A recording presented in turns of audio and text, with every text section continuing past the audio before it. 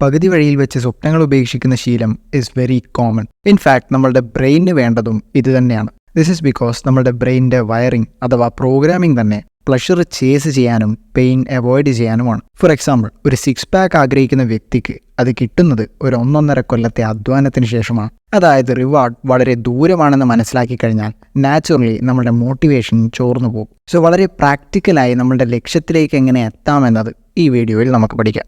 ഇതിനായി ഫണ്ടമെൻ്റലി 3 കാര്യങ്ങളാണ് നമ്മൾ ശ്രദ്ധിക്കേണ്ടത്. Number 1, dream description.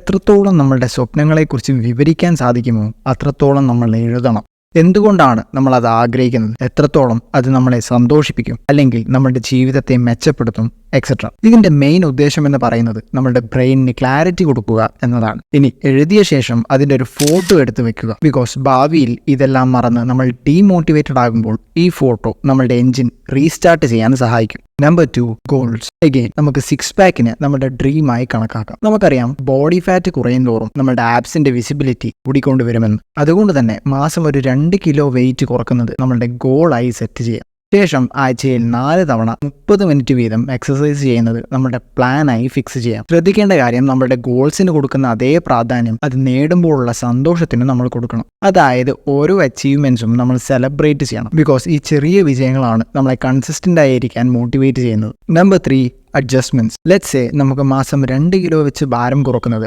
വളരെ ബുദ്ധിമുട്ടാണെന്ന്. ഇൻ ദാറ്റ് കേസ് നമുക്ക് ഗോൾ സ്ലൈറ്റ്ലി അഡ്ജസ്റ്റ് ചെയ്യാം.